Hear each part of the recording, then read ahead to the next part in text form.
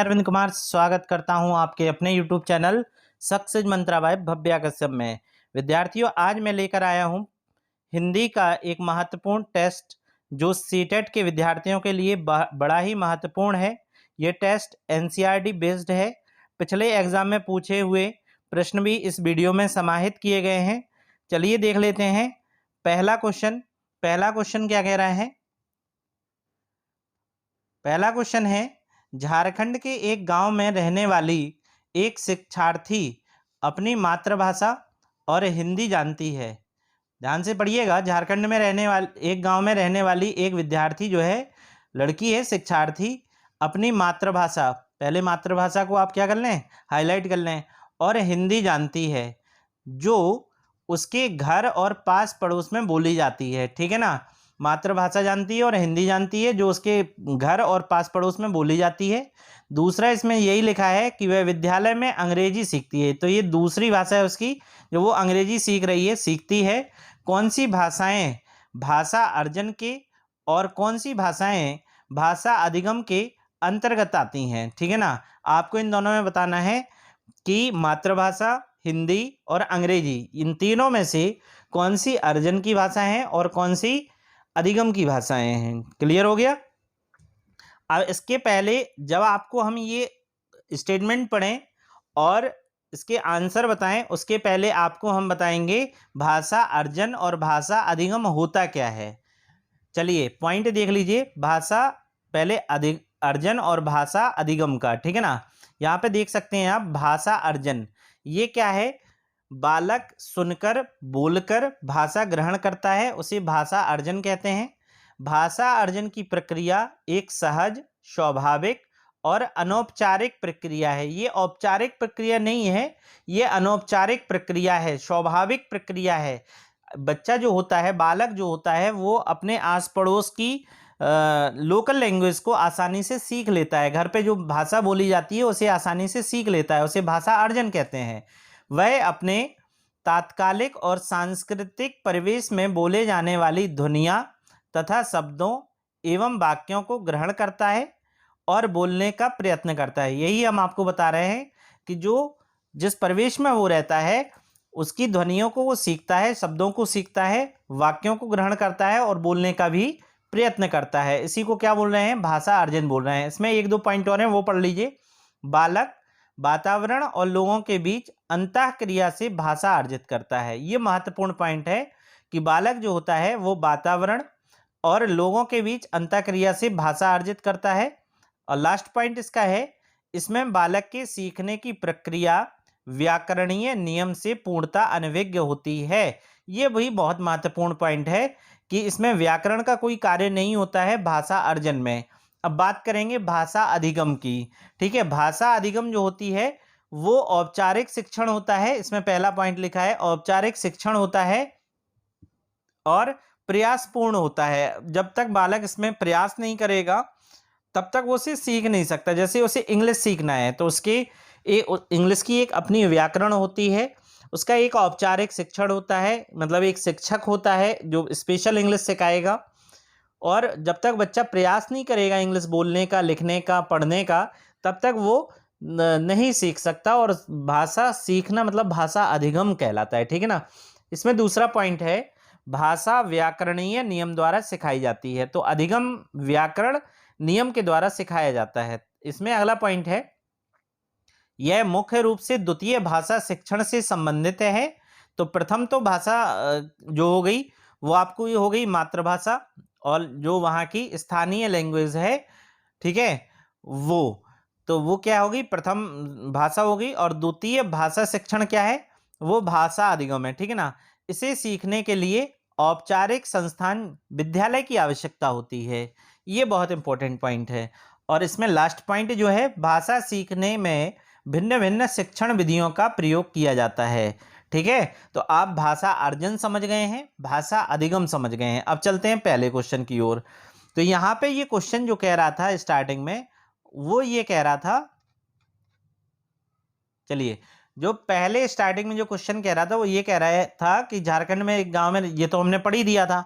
इसका स्टेटमेंट देख लीजिए। पहला स्टेटमेंट कह रहा है, मातृभाषा और हिंदी भाषा अर्जन के अंतर्गत आती है। ये बात तो सत्य है, क्योंकि ये पहली भाषा है, मातृभाषा और हिंदी ये द्वितीयक भाषा नहीं है, ये अर्जन के अंतर्गत आती है। ये अभी हमने आपको बताया है, ठीक है।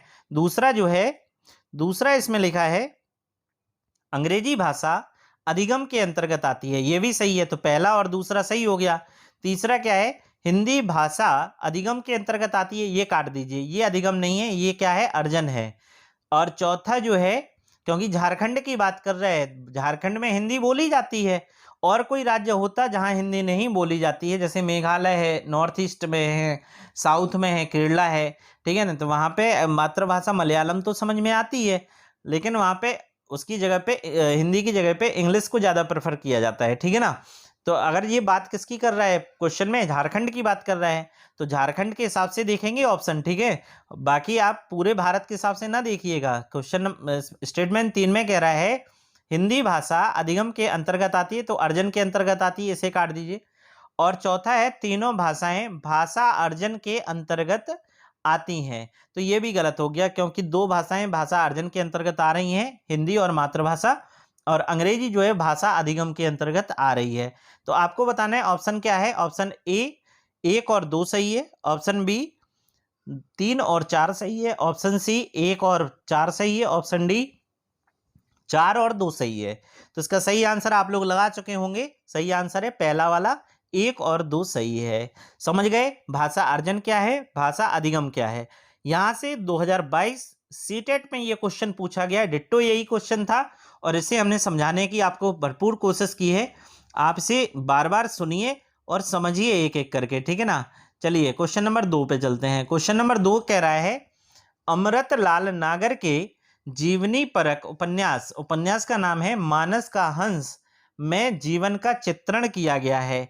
ये सीटेट 2019 का क्वेश्चन है। अब इसमें किसका चित्रण किया गया है ये कह रहे हैं। ऑप्शन ए है सूरदास का, ऑप्शन बी है तुलसीदास का, ऑप्शन सी है रैदास का, ऑप्शन डी है मीराबाई का। तो याद कर लीजिए ये क्वेश्चन 2 बार रिपीट हुआ है। इसका सही आंसर जो होगा आपका वो होगा ऑप्शन बी तुलसीदास का, ठीक है। मानस का हंस तुलसीदास के चित्रण किया गया है, किसकी जीवनी परख है, उपन्यास है, तो अमृतलाल नागर का है। चलिए क्वेश्चन नंबर 3 इतना इंपॉर्टेंट क्वेश्चन है, क्योंकि देखिए यहाँ पे आगे क्वेश्चन नंबर 3 में लिखा है सीटेट 2021, और इसी के बाद हम बताएंगे इसी से संबंधित क्वेश्चन आएगा, क्वेश्चन नंबर 4, वो सीटेट 2022 में पूछा गया है। तो क्वेश्चन नंबर 3 और क्वेश्चन नंबर 4 एक जैसे क्वेश्चन है, आपको थोड़ा सा दिमाग लगाना है और क्वेश्चन आपसे बन जाएगा। ये पेडागोजी है, इसमें दिमाग लगाने की आवश्यकता है, ठीक है। यहाँ पे थोड़ा सा दिमाग लगाइए आप, क्वेश्चन बहुत सरल होता है, बहुत आसान होता है, यही क्वेश्चन में से आपको आंसर भी मिल जाता है। चलिए क्वेश्चन नंबर 3 देख लेते हैं। बोधगम्य निवेश के रूप में I+1 का सिद्धांत प्रस्तावित करता है। ये सीटेट 2021 में क्वेश्चन पूछा गया है। फिर से क्वेश्चन समझ लीजिए। बोधगम्य निवेश के रूप में I+1 का सिद्धांत प्रस्तावित करता है। क्या प्रस्तावित करता है, ऑप्शन देख लीजिए। ऑप्शन ए है शिक्षार्थियों को उनकी भाषा के स्तर तथा संरचना के अनुसार भाषा उपलब्ध करानी चाहिए।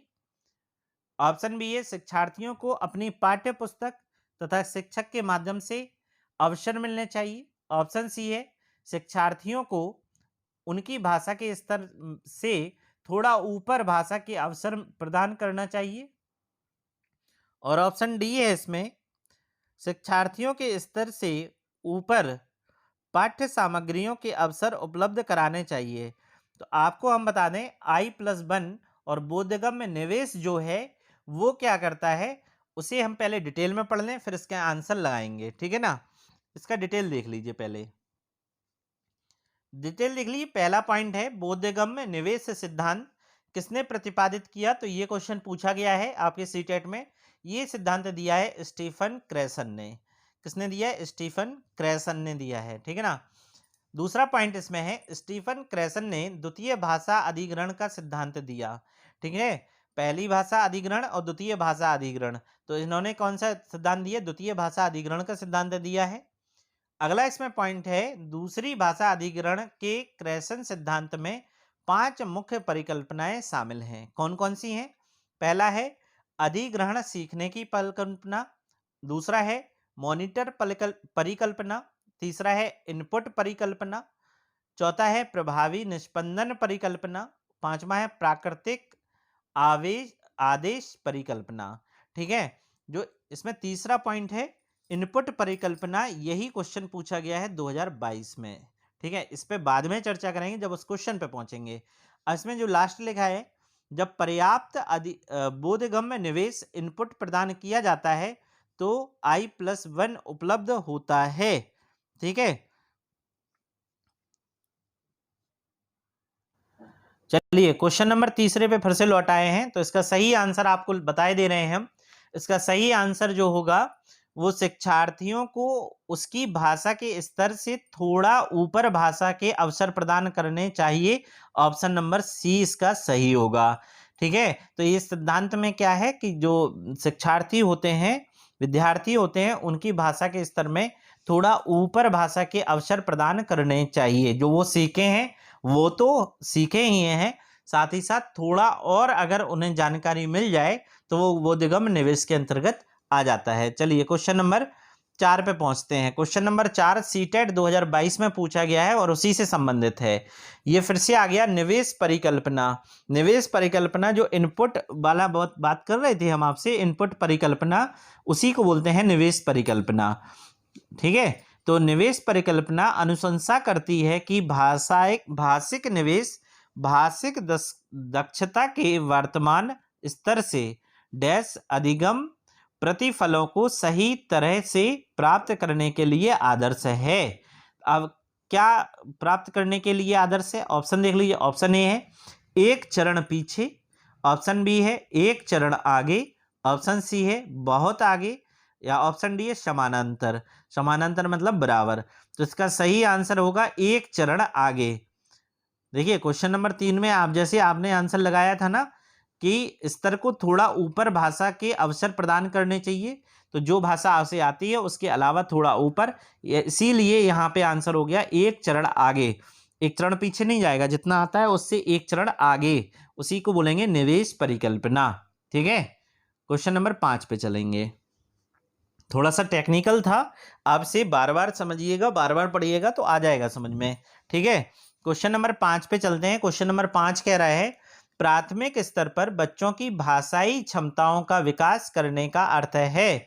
तो इसका क्या है? बच्चों को प्राथमिक स्तर पर बच्चों की भाषाई क्षमता का विकास करने का अर्थ क्या है? ऑप्शन ए भाषिक नियमों पर अधिकार, ऑप्शन बी है भाषिक संरचनाओं पर अधिकार, ऑप्शन सी है भाषा प्रयोग की कुशलता पर अधिकार, ऑप्शन डी है भाषा अनुकरण की कुशलता पर अधिकार। आप बड़े ध्यान से इस क्वेश्चन को पढ़िए, आंसर लगाइए, तब तक हम आपको आंसर बता देते हैं। इसका सही आंसर क्या होगा? आप लोगों ने लगा लिया? पॉज कर लीजिए यहाँ पे वीडियो और ध्यानपूर्वक देखिए। बच्चों को भाषाई क्षमता को विकास करने का अर्थ क्या है? उसका अर्थ जो होता है वो होगा आपका ऑप्शन सी। ऑप्शन सी सही है, भाषा प्रयोग की कुशलता पर अधिकार। क्या होता है हम आपको बता दें, भाषाई प्रयोग जितना अधिक होगा, देखिए ध्यानपूर्वक सुनिएगा, भाषा का प्रयोग जितना अधिक होगा भाषाई क्षमता उतनी ज़्यादा विकसित होगी। ये पॉइंट आप दिमाग में याद रखेंगे तो ये क्वेश्चन आप कर पाएंगे। क्वेश्चन नंबर 6 पे देखते हैं। क्वेश्चन नंबर 6 कह रहा है सभागार में बहुत आदमी थे। ये हिंदी व्याकरण से, ये पेडागोजी नहीं है, ध्यानपूर्वक आपको बताना है। सभागार में बहुत आदमी थे, बहुत को पहले हाईलाइट कर लो, यहाँ पे बहुत को गोला कर लेते हैं। बहुत आदमी थे वाक्य है, क्या है? गुणवाचक वाक्य है। तो इसका मतलब ये विशेषण की बात कर रहा है, ठीक है ना? गुणवाचक विशेषण है यहाँ पे, या निश्चित परिमाणवाचक विशेषण है, या सी सार्वनामिक विशेषण है, या अनिश्चित परिमाणवाचक। तो बहुत दिया है, कोई संख्या नहीं है यहाँ पे। जब कोई संख्या नहीं है तो अनिश्चित परिमाणवाचक आ जाएगा। ऑप्शन डी इसका सही होगा। बहुत सरल क्वेश्चन है ये तो। क्वेश्चन नंबर 7 पे चलते हैं, फिर से पेडागोजी पे आ गए हैं। चलिए, किसी भाषा की उपभाषिक विशेषताओं के संबंध में कथन आ और कथन बा पर विचार करें। आपको आ और बा पर विचार करना है। क्या है आ और बा? देख लेते हैं। कथन आ कह रहा है ध्वनि की प्रबलता सिर्फ वह नहीं जो आप कहते हैं, बल्कि वह है जो आप कैसे कहते हैं। ठीक है ना? ये बात तो सत्य है कि ध्वनि की प्रबलता सिर्फ वह नहीं है जो आप कहते हैं, बल्कि वह है जो आप कैसे कहते हैं। ठीक है ना। मान लीजिए हम लोगों को राम राम कहना है, ठीक है, तो अगर कोई हमने ऐसी चीज देख ली जिसमें बहुत हानि हो गई है तो बड़े धीमे से बोलते हैं राम राम, अरे राम राम राम, ऐसे ही बोलते हैं। और ऐसी चीज जैसे आपको किसी से प्रणाम करना है, उसके लिए भी राम राम शब्द होता है, तो कहते हैं राम राम भाई। ठीक है ना। तो दोनों में अंतर है कि आप कैसे बोल रहे हैं, ध्वनि वो डिपेंड करती है। ठीक है। और दूसरा है स्वर शैली। स्वर शैली का अर्थ है आवाज या भाषण में भिन्नता। आवाज या भाषण में भिन्नता। तो स्वर शैली में आवाज की उतार चढ़ाव और अभिव्यक्ति में स्वाभाविकता शामिल होती है। ठीक है। ये दोनों आपको हमने बता दिए, आ और बा। अब देखना है क्या है इसमें जो आपने विचार किया है क्या सही है। तो ऑप्शन ए है आ सही है, बा गलत है। ऑप्शन बी है इसमें आ गलत है, बा सही है। ऑप्शन सी है आ और बा दोनों सही है। ऑप्शन डी है आ और बा दोनों गलत हैं। तो ये बात तो सही है, जैसे राम राम वाली बात हमने कही, तो आ तो यहाँ पे सही हो गया, यहाँ पे टिक कर लो, आ सही है। अब बा में क्या है, स्वर शैली का अर्थ है आवाज या भाषण में भिन्नता, ये भी सही है। तो आ बा दोनों सही है, ऑप्शन सी सही हो गया। ठीक है। चलिए क्वेश्चन नंबर 8 पे चलते हैं। क्वेश्चन नंबर 8 कह रहा है व्याकरण अनुवाद विधि में नहीं है। व्याकरण अनुवाद विधि में क्या नहीं है। ऑप्शन ए है मातृभाषा द्वारा सीखने को बढ़ावा देना। ऑप्शन बी है व्याकरण को महत्व देना। ऑप्शन सी है विद्यार्थी को भाषा के धारा प्रवाह प्रयोग करने योग्य बनाना। ऑप्शन डी है विद्यार्थी के संप्रेषण कौशल का संवर्धन करना। ठीक है। तो संप्रेषण कौशल का संवर्धन करना, पहले क्वेश्चन पढ़ लीजिए फिर से एक बार। व्याकरण अनुवाद विधि में नहीं है। तो व्याकरण अनुवाद विधि में क्या नहीं है, विद्यार्थी के संप्रेषण कौशल का वर्धन करना। ऑप्शन डी इसका सही है, इसका ऑप्शन डी सही है। अब देख लेते हैं इसके बारे में थोड़ा सा। ठीक है। व्याकरण क्या होता है, अनुवाद विधि को शास्त्रीय पारंपरिक और भंडार कर विधि भी कहा जाता है। एक बार फिर से सुन लीजिए। अनुवाद विधि को शास्त्रीय विधि, पारंपरिक विधि और भंडार कर विधि भी कहा जाता है। इस विधि में लेखन कौशल को अधिक महत्व दिया जाता है। इसे अंडरलाइन करो पहले, लेखन कौशल को। इस विधि में शिक्षण में मातृभाषा के प्रयोग पर बल दिया जाता है। इसे अंडरलाइन करो, मातृभाषा को। इस विधि में पहले व्याकरण के नियमों को सिखाती है। यह विधि पहले व्याकरण के नियम को सिखाती है, फिर उन नियम को लक्ष्य से मातृभाषा में अनुवाद में प्रयोग सिखाती है।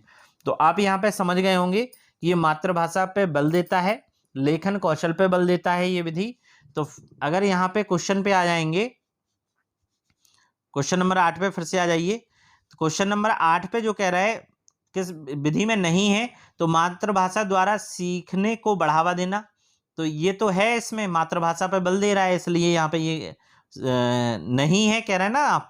यहाँ पे तो ये है व्याकरण को महत्व देना, ये व्याकरण को भी महत्व देता है, व्याकरण को महत्व नहीं देता है। यहाँ पे कहीं लिखा होगा यह विधि पहले व्याकरण के नियमों को सिखाती है, फिर नियमों के लक्ष्य की मातृभाषा का अनुवाद सिखाती है। तो पहले व्याकरण को महत्व नहीं दे रहा है, पहले व्याकरण को सिखा रही है, फिर उसके मातृभाषा को। अब सी वाला है विद्यार्थी को भाषा की धारा प्रवाह प्रयोग करने पर योग्य बनाती है। और डी वाला है कौन सा नहीं है ये कह रहा था, तो विद्यार्थी के संप्रेषण कौशल का संवर्धन करना नहीं है। ऑप्शन डी इसका सही था।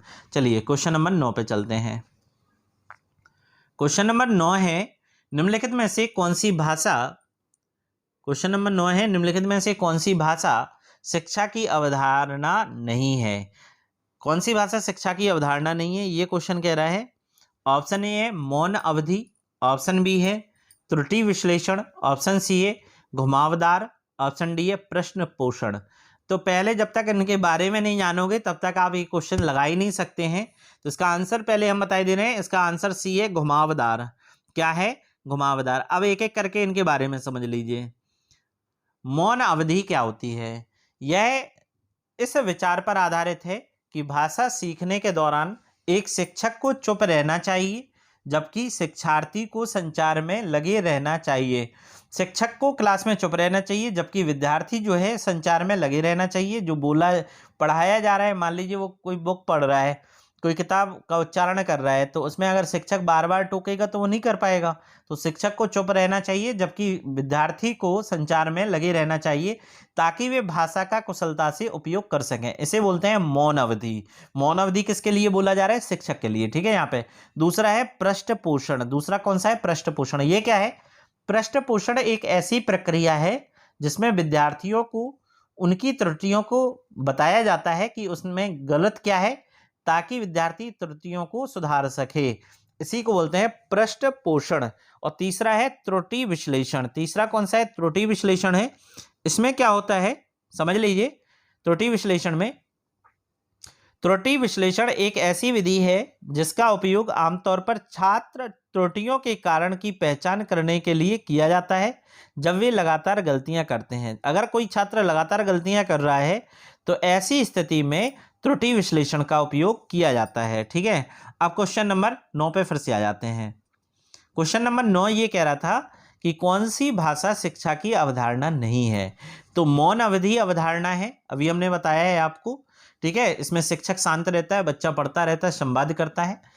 बी है त्रुटि विश्लेषण और डी है पृष्ठ पोषण। ये तीनों आपको हमने बता दिया। घुमावदार नहीं है, इसमें आंसर लगा लीजिए घुमावदार। ठीक है, तो आपको डिटेल में पढ़ना पड़ेगा तभी आप सीटेट क्वालिफाइड कर सकते हैं। ठीक है, तो ऐसा नहीं है कि यहाँ पे हमने क्वेश्चन करा दिया उसका आंसर बताते चल रहे आगे बढ़ो चलो। तो हम यहाँ पे फॉर्मेलिटी नहीं कर रहे हैं, आपको ध्यानपूर्वक पूरी वीडियो समझनी पड़ेगी तब जाके आप क्वेश्चन सॉल्व कर सकते हैं। ये सारे के सारे क्वेश्चन हमने जो निकाले हैं वो 2022 सीटेट के हैं, 2019 सीटेट के हैं। ठीक है, तो यहाँ से जो क्वेश्चन बनाए आपको यहाँ से 2 वर्षों का रिवीजन भी मिल जाएगा इन 30 क्वेश्चन में। ठीक है, क्वेश्चन नंबर 10 देख लेते हैं। भाषा के अंतःक्रियात्मक मॉडल के बारे में विषम कथन का चयन करना है जो गलत है। विषम कथन मतलब जो इसमें गलत है, चारों में जो विषम है। ऑप्शन देख लेते हैं। ऑप्शन इसमें ए है, ऑप्शन ए है पारस्परिक संबंधों के प्रति समझ बनाने के रूप में भाषा का प्रयोग। ठीक है ना। ऑप्शन बी है व्यक्तियों के बीच परस्पर सामाजिक लेन देन करने के साधन के रूप में भाषा। सी है प्रमाणिक संदेश देने और प्राप्त करने के साधन के रूप में भाषा। ऑप्शन डी है व्याकरण और शब्दावली के परस्पर संबंध को स्थापित करने के साधन के रूप में भाषा। तो क्वेश्चन कह रहा है अंतःक्रियात्मक मॉडल के बारे में विषम कथन बताना है, तो ऑप्शन डी इसका सही है।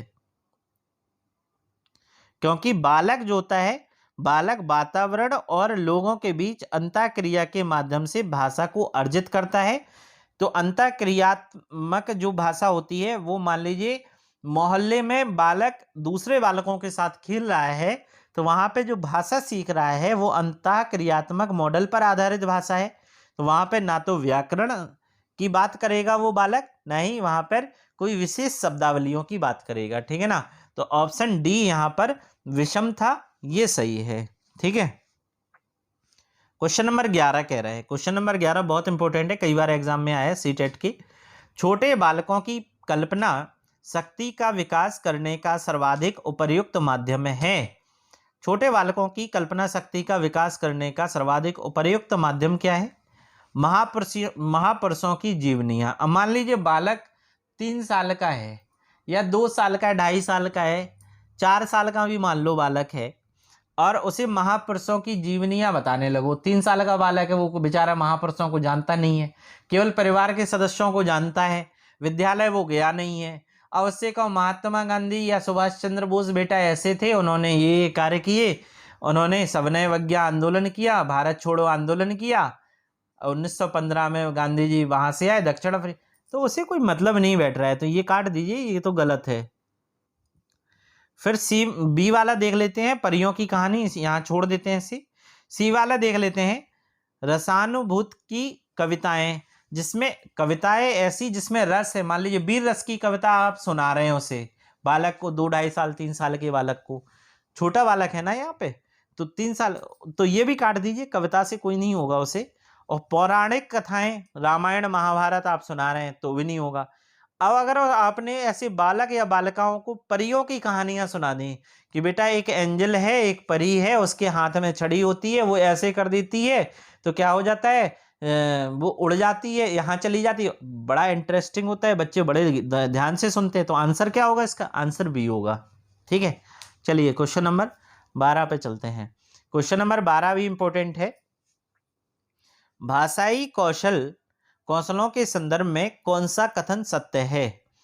आपको बताना है भाषाई कौशलों के संदर्भ में कौन सा कथन सत्य है। ऑप्शन ए है भाषाई कौशल एक दूसरे से स्वतंत्र होते हैं। ऑप्शन बी है भाषाई कौशल एक क्रम से सीखे जाते हैं।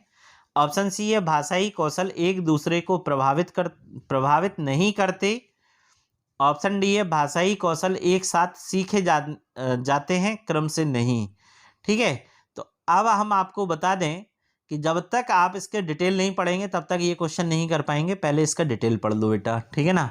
ये वीडियो बड़ी होगी लेकिन आपको बहुत कुछ सिखा के जाएगी अगर आप सीटेट का एग्जाम दे रहे हैं। ठीक है, यहाँ पे देख लेते हैं। भाषा कौशल के 4 प्रकार होते हैं।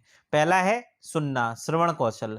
सुनकर अर्थ ग्रहण करने का कौशल श्रवण कौशल कहलाता है। दूसरा है वाचन, मतलब बोलना, भावों और विचारों की अभिव्यक्ति वाचन कौशल कहलाता है।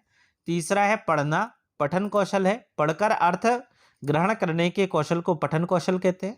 चौथा है लिखना या लेखन कौशल, विचारों को लिखित रूप देना अर्थात लिखने संबंधी कौशल लेखन कौशल कहलाता है। ठीक है ना, तो आप समझ गए भाषा कौशल कितने होते हैं? 4 होते हैं।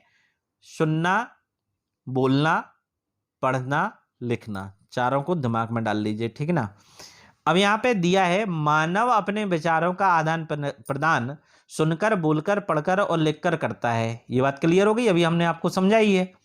भाषा से संबंधित इन चारों प्रक्रियाओं के प्रयोग करने की क्षमता ही भाषा कौशल कहलाती है। तो भाषा कौशल से हर एग्जाम में, हर सीटेट के एग्जाम में एक क्वेश्चन आता है। अगर आपने इसे समझ लिया तो वो क्वेश्चन आप पे सही हो जाएगा। ठीक है ना। अब इसका क्या है, इसका थोड़ा सा देख लीजिए। ये क्या है? कथन भाषा कौशल के। पहला कथन इसमें कह रहा है भाषा कौशल एक क्रम में अर्जित नहीं किए जाते। ठीक है, याद रखना है, भाषा कौशल एक क्रम में अर्जित नहीं किए जाते। दूसरा है, देखिए भाषा कौशल आप समझ गए हैं, सुनना, बोलना, पढ़ना और लिखना। ठीक है ना, ये एक क्रम में अर्जित नहीं किए जाते। ऐसा नहीं है कि पहले बालक सुनेगा फिर बोलेगा फिर पढ़ेगा, ऐसा कोई निश्चित नहीं है। एक क्रम में अर्जित नहीं किए जाते। दूसरा है भाषा कौशल एक दूसरे से स्वतंत्र नहीं होते। भाषा कौशल एक दूसरे से स्वतंत्र नहीं होते, एक दूसरे से जुड़े रहते हैं। तीसरा है भाषा कौशल एक दूसरे को प्रभावित करते हैं। सही बात है। अगला है भाषा कौशल एक दूसरे से संबंधित है। ये भी सही है। अब चलते हैं क्वेश्चन की ओर। अब आप क्वेश्चन सॉल्व कर ले जाएंगे, ये चीज़ की गारंटी हम दे रहे हैं आपको। क्वेश्चन फिर से पढ़ लीजिए। 12वां क्वेश्चन है भाषाई कौशल के संदर्भ में कौन सा कथन सत्य है। आपको ये बताना है इन चारों में से कौन सा कथन सत्य है। ऑप्शन ए है भाषाई कौशल एक दूसरे से स्वतंत्र होते हैं। तो ये एक दूसरे से क्या स्वतंत्र नहीं होते, अभी हमने आपको बताया, तो काट दीजिए, ये सत्य नहीं है। अगला है भाषाई कौशल एक क्रम में सीखे जाते हैं। ये भी निश्चित नहीं है कि भाषाई कौशल एक क्रम में सीखे जाते हैं। एक क्रम में अर्जित नहीं होते भाषा कौशल, हम अभी आपको बता रहे हैं, पहले भी बताया है, डिटेल में भी बताया है। ये भी काट दीजिए, ऑप्शन बी गलत है। भाषाई कौशल एक दूसरे को प्रभावित नहीं करते हैं। नहीं भाई, भाषाई कौशल एक दूसरे को प्रभावित करते हैं। अभी हमने 4 कथन बताए थे, उसमें ये था। और ऑप्शन डी है भाषाई कौशल एक साथ सीखे जाते हैं, क्रम से नहीं। ये सत्य है, ये सत्य है। ऐसा जरूरी नहीं है कि क्रम से सीखे जाएं, ये सत्य है। क्वेश्चन नंबर 13 पे चलते हैं। चलिए क्वेश्चन नंबर 13 देख लेते हैं। भाषाई कौशलों के संबंध में कौन सा कथन सही है। पहले तो टिक कर लिया कीजिए सही है या सही नहीं है इस पे। ठीक है, सही है आपको ये बताना है। तो आप भाषाई कौशल को क्वेश्चन नंबर 12 में आप डिटेल में पढ़े हैं। यहाँ इसी का क्वेश्चन आया 2022 में, और वो आया होगा उसके पहले 2019 में। ठीक है ना, तो देख लेते हैं। ऑप्शन ए है सभी भाषाई कौशल पाठ्य पुस्तक से ही विकसित होते हैं। तो ये बात क्लियर नहीं है कि सभी भाषा कौशल किससे विकसित होते हैं, आपके पाठ्य पुस्तक से विकसित होते हैं। तो ये तो गलत हो गया, काट दीजिए, ये बात काट दीजिए। ऑप्शन बी है कोई भी भाषाई कौशल अंतः संबंधित नहीं है। ये भी गलत है। सभी अंतः संबंधित होते हैं। सी वाला है सभी भाषाई कौशल अंतः संबंधित है, ये सत्य है, ये बिल्कुल सही है। ऑप्शन डी देख लीजिए, सभी भाषाई कौशल स्वयं ही विकसित होते हैं, नहीं है, ये बात गलत है। स्वयं से अगर सब विकसित हो जाते हैं, देखिए भाषा कौशल 4 हैं, बोलना, सुनना, पढ़ना, लिखना, तो अगर अपने से ही हो जाते तो विद्यालय का काम ही नहीं होता, तो ये काट दीजिए। ऑप्शन सी सही है, आप कर चुके, भाषा कौशल समझ चुके हैं यहाँ पे। क्वेश्चन नंबर 14 देख लीजिए। क्वेश्चन नंबर 14 कह रहा है भाषा कौशल की शिक्षण विधि है। भाषा कौशल की शिक्षण विधि कौन सी है? ऑप्शन ए है अनुकरण विधि, ऑप्शन बी है सामूहिक विधि, ऑप्शन सी है भाषा प्रयोगशाला, ऑप्शन डी उपयुक्त सभी। तो ये सही है कि अनुकरण विधि मतलब बार बार दोहराने वाली विधि होती है। देखिए भाषा कौशल से ये तीसरा क्वेश्चन आ गया यहीं पे। आपको 3-3 क्वेश्चन हम एक ही वीडियो में दे रहे हैं, अलग अलग एग्जाम में आया हुआ क्वेश्चन है, सीटेट के अलग अलग वर्षों में आए हुए क्वेश्चन है और एक जगह दे दिए हैं ताकि आपकी प्रैक्टिस अच्छे से हो पाए।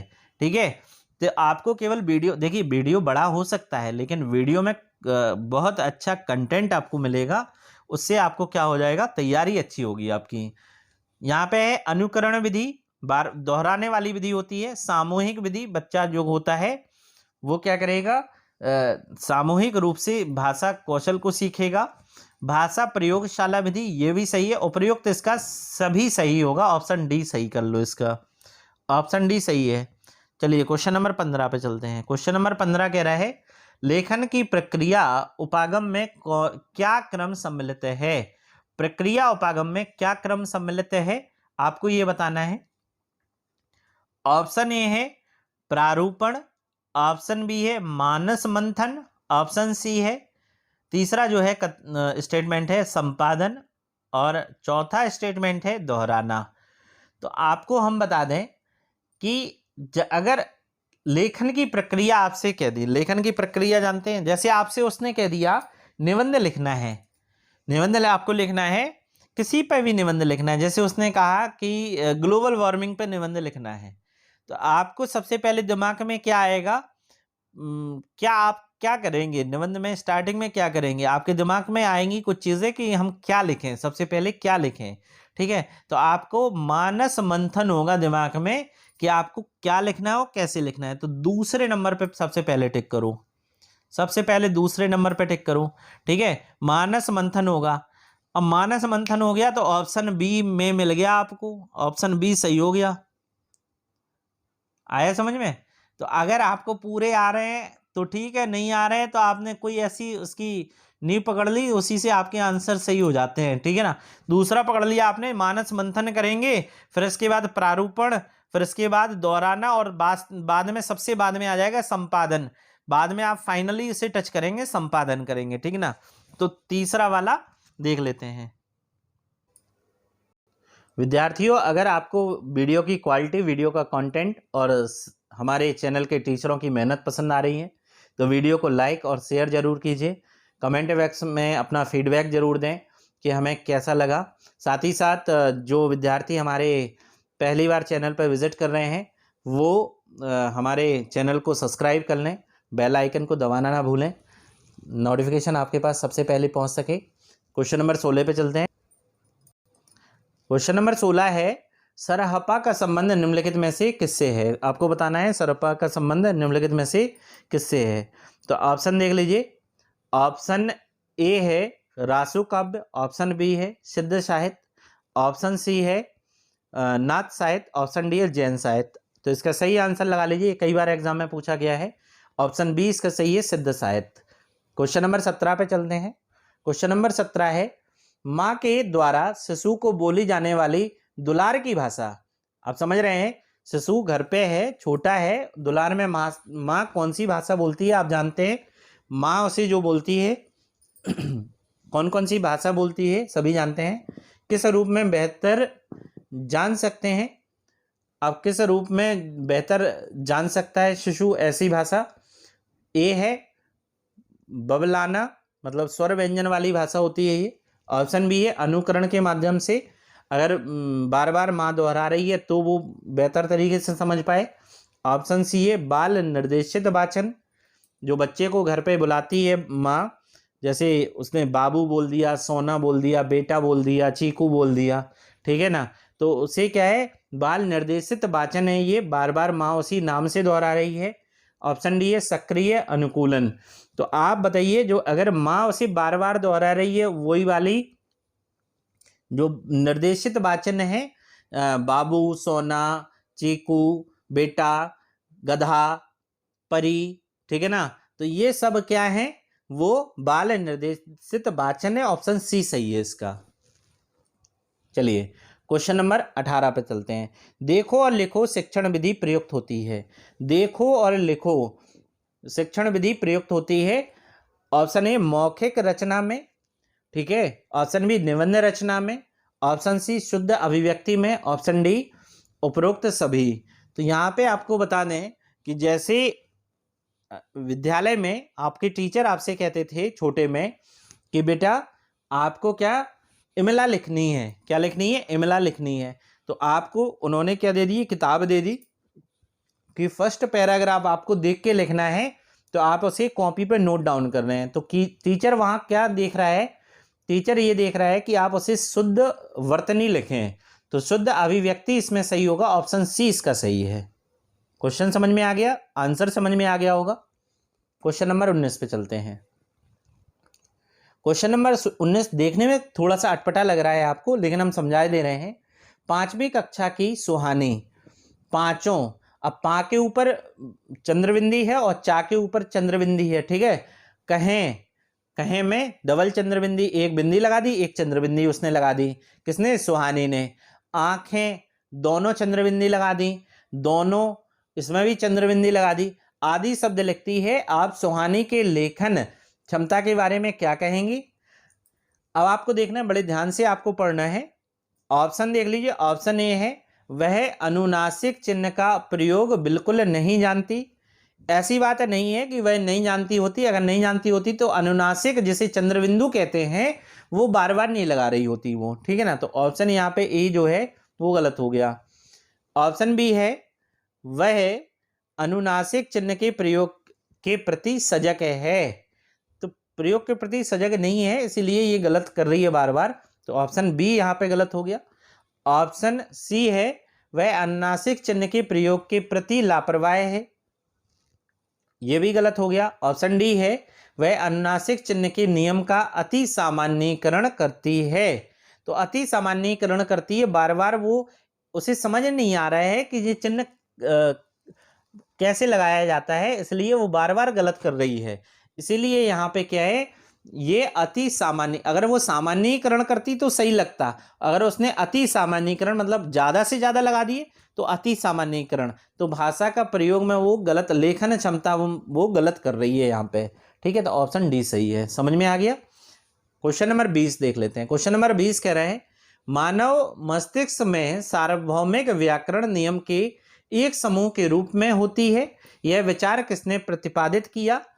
ऑप्शन ए है स्किनर ने, ऑप्शन बी है वॉटसन ने, ऑप्शन सी है वाइगोत्स्की ने, ऑप्शन डी है नॉम चॉम्स्की ने। तो भाषा अर्जन का सिद्धांत जो है नॉम चॉम्स्की का है। और यहाँ पे मानव मस्तिष्क में सार्वभौमिकरण व्याकरण नियम के एक समूह के रूप में होती है, ये भी किसने कहा है, तो ये नॉम चॉम्स्की ने कहा है। तो आपको यहाँ पे क्या सही आंसर हो जाएगा, ऑप्शन डी नॉम चॉम्स्की है। क्वेश्चन नंबर 21 पे चलते हैं। 21 कह रहा है द्वितीय भाषा के रूप में अंग्रेजी सीखने वाले कक्षा 8 के बच्चों को वर्तनी सिखाने के लिए सबसे कम प्रभावी उपकरण कह रहा है निम्नलिखित में से कौन सा है। ऑप्शन ए है चित्रात्मक शब्दकोश। चित्रात्मक शब्दकोश आप जानते होंगे, चित्रात्मक शब्दकोश क्या होता है, चित्र दिखाकर उसे क्या करेंगे, चित्र दिखाकर उसका वर्तनी शुद्ध करेंगे, सिखाएंगे। ऑप्शन बी है शब्द दीवार, तो विद्यालय की दीवारों पर बड़े बड़े शब्द लिख देंगे जिससे उसकी वर्तनी शुद्ध होगी। ऑप्शन सी है फ्लैश कार्ड, ये सही है। या ऑप्शन डी द्विभाषीय पाठ्य वस्तु, ये सही है। आपको बताना है सबसे कम प्रभावी उपकरण कौन सा है, तो द्विभाषिक पाठ्य वस्तु है। ऑप्शन डी इसका सही है। चलिए क्वेश्चन नंबर 22 देख लेते हैं। क्वेश्चन नंबर 22 कह रहा है वह व्यक्ति जिसके हृदय में भाव उत्पन्न होता है उसे क्या कहते हैं। तो ये रस है, रस का ये टॉपिक है, वहां से ये क्वेश्चन बना है। ऑप्शन ए है विभाव, ऑप्शन बी है आलंब, ऑप्शन सी है उद्दीपन, ऑप्शन डी है आश्रय। तो उसे कहते हैं आश्रय। कभी हमें समय मिला तो आपके लिए हम रस का एक डिटेल में वीडियो बनाएंगे, क्योंकि जो डिटेल में पढ़ा होगा वही इस क्वेश्चन को सही कर सकता है। ऑप्शन डी इसका आश्रय सही है। चलिए क्वेश्चन नंबर 23 देख लेते हैं। क्वेश्चन नंबर 23 कह रहा है प्राथमिक स्तर पर बच्चों की भाषा का आकलन करने का उद्देश्य है। तो प्राथमिक स्तर पर बच्चों की भाषा का आकलन करने का उद्देश्य क्या है? ऑप्शन ए है उसकी पठन क्षमता का आकलन, ऑप्शन बी है उसके भाषा प्रयोग की क्षमता का आकलन, ऑप्शन सी है उसकी लेखन क्षमता का आकलन, ऑप्शन डी है उसके बोलने की कुशलता का आकलन। तो फटाफट इसका आंसर लगा लीजिए। इसका सही आंसर होगा प्राथमिक स्तर के बच्चों की भाषा का आकलन के लिए कह रहा है, ऑप्शन बी इसका सही है, उसके भाषा प्रयोग की क्षमता का आकलन। चलिए क्वेश्चन नंबर 24 पे चलते हैं। क्वेश्चन नंबर 24 कह रहा है गाथा सप्तशती किस भाषा की रचना है? Option A Prakrit, option B है हिंदी, ऑप्शन सी है संस्कृत, ऑप्शन डी है ब्रजभाषा। तो इसका सही आंसर है प्राकृतिक। ऑप्शन ए प्राकृतिक सही है।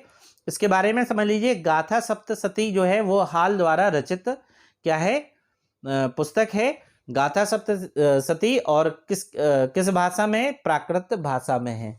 क्वेश्चन नंबर 25 पे चलते हैं। क्वेश्चन नंबर, अब तो बहुत छोटे छोटे क्वेश्चन है, अब बड़े ध्यान से इसे आंसर लगाते चलिए हमारे साथ। कविता शिक्षण का एक प्रमुख अंग है। ऑप्शन ए है भावबोध, ऑप्शन बी है शब्दार्थ बोध, ऑप्शन सी है सरलार्थ बोध, ऑप्शन डी है पठन बोध। तो इसका सही आंसर क्या होगा आपका? भावबोध। कविता शिक्षण का प्रमुख अंग जो है वो भावबोध है। ठीक है। क्वेश्चन नंबर 26, लंगोटी में फाग खिलना, ये एक मुहावरा है। लंगोटी में फाग खिलना, इसका अर्थ क्या होता है? ऑप्शन ए है दरिद्रता में आनंद लूटना, ऑप्शन बी है मौज मस्ती करना, ऑप्शन सी है आनंदमय जीवन जीना, ऑप्शन डी है दयनीय होना। तो इसका सही अर्थ क्या है? सही अर्थ होगा इस मुहावरे का वो है दरिद्रता में आनंद लूटना, मतलब लंगोटी में फाग खेलना। क्वेश्चन नंबर 27 पे चलते हैं। क्वेश्चन नंबर 27 देख लेते हैं। वह कौन सा वाचन है जो गद्य में प्रयुक्त होता है परंतु पद्य में नहीं? बहुत इंपॉर्टेंट है ये। ऑप्शन ए है मौन वाचन, ऑप्शन बी है आदर्श वाचन, ऑप्शन सी है अनुकरण वाचन, या ऑप्शन डी है समवेत वाचन। तो इसका सही आंसर है मौन वाचन। ऑप्शन ए सही है मौन वाचन। चलिए अगला, गद्य में प्रयुक्त होता है पद्य में नहीं होता है। ठीक है। अगला देख लीजिए, विलोम शब्द से है। इसिप्त का विलोम बताना है। इन चार ऑप्शन में पॉज कर लीजिए, चारों में वर्तनी शुद्धि अशुद्धि है। आपको इसका सही आंसर पहले टिक कर लीजिए, फिर तो हम डायरेक्ट आपको आंसर बता रहे हैं। इसका डायरेक्ट आंसर क्या होगा लगा लीजिए सभी विद्यार्थी। इसका डायरेक्ट आंसर हमसे सुन लीजिए, ऑप्शन ए अनिक्षिप्त इसका सही होगा। चलिए क्वेश्चन नंबर 29 और 30 बहुत इंपॉर्टेंट है और पेडागोजी से हैं। बच्चे अपनी मातृभाषा का प्रयोग करते हुए हिंदी की कक्षा में अपनी बात कहते हैं। यह बात है डैश। देखिए बच्चे अपनी मातृभाषा का प्रयोग कर रहे हैं, हिंदी भाषा की कक्षा में अपनी बात कह रहे हैं। जैसे बच्चा कक्षा 1 में पढ़ रहा है, जो उसने घर पे सीखा है उसी लैंग्वेज में वो टीचर से बात कर रहा है, तो आप उसे क्या कहेंगे? ऑप्शन ए स्वाभाविक है, ऑप्शन बी निंदा करेंगे उसकी, निंदनीय है, ऑप्शन सी विचारणीय है, विचार करेंगे उस पर कि ये ऐसा क्यों बोल रहा है, ऑप्शन डी अनुचित है, ऐसा नहीं बोलना चाहिए उसे। तो स्वाभाविक है, हर बच्चा बोलेगा आपकी कक्षा में। ठीक है, वो स्वाभाविक है, मातृभाषा से ही वो आपकी द्वितीय लैंग्वेज तक पहुंचेगा। पहली लैंग्वेज तो उसकी मातृभाषा ही होगी, मदर टंग होगी उसकी पहली लैंग्वेज। उसी से संबंधित क्वेश्चन नंबर 30 है, जो आज का लास्ट क्वेश्चन है। सेम डिट्टो 2019 में आया, 2022 में, ये 2019 का है और 29 वाला 2022 का क्वेश्चन है सीटेट का। ठीक है ना। क्वेश्चन नंबर 30 पढ़ लीजिए। हिंदी भाषा की कक्षा में एक बच्चा बोलते समय अपनी मातृभाषा के शब्दों का प्रयोग करता है। जो आपको 29 में हमने बताया वही ये 30 में घुमा के दे दिया क्वेश्चन थोड़ा सा। ऐसी स्थिति में आप क्या करेंगे? मान लीजिए आप टीचर हैं, आप क्या करेंगे? ऑप्शन ए उसे टोकेंगे नहीं, उसकी मातृभाषा के शब्दों के स्थान पर हिंदी के शब्दों का प्रयोग कर वाक्य को दोहराएंगे। ऑप्शन बी उसे टोकेंगे नहीं उसकी मातृभाषा के शब्दों का प्रयोग स्वयं भी करेंगे, तो ये तो गलत हो जाएगा कि आप स्वयं उसकी मातृभाषा का प्रयोग करने लगेंगे। ऑप्शन सी, उसे टोकेंगे, बच्चे को ज़्यादा नहीं टोकना चाहिए, ना मारना चाहिए उसे, तो ये ऑप्शन सी गलत हो गया। उसे टोकेंगे और उसकी मातृभाषा के शब्दों के स्थान पर हिंदी शब्दों का प्रयोग दृढ़ता से करवाएंगे, मतलब जबरदस्ती करवाएंगे, गुस्से में करवाएंगे, तो ये गलत हो गया। ऑप्शन डी देख लीजिए, उसकी भाषिक अभिव्यक्ति पर ध्यान नहीं देंगे और पाठ जारी रखेंगे, तो ये भी गलत हो गया। ऑप्शन ए इसका सही है। समझ में आ गया होगा। आज का टॉपिक आपको कैसा लगा आप कमेंट बॉक्स में हमें जरूर बताएंगे, और जो भी विद्यार्थी नए हैं वो विद्यार्थी हमारे चैनल को सब्सक्राइब कर लें। उम्मीद करता हूं आज का टॉपिक आपको पसंद आया होगा। अगर आपको आज का वीडियो पसंद आया है तो आप हमारे यूट्यूब चैनल जिसका नाम है सक्सेस मंत्रा बाय भव्या कश्यप, उसे ज़्यादा से ज़्यादा शेयर करें, लाइक करें, कमेंट करें। धन्यवाद।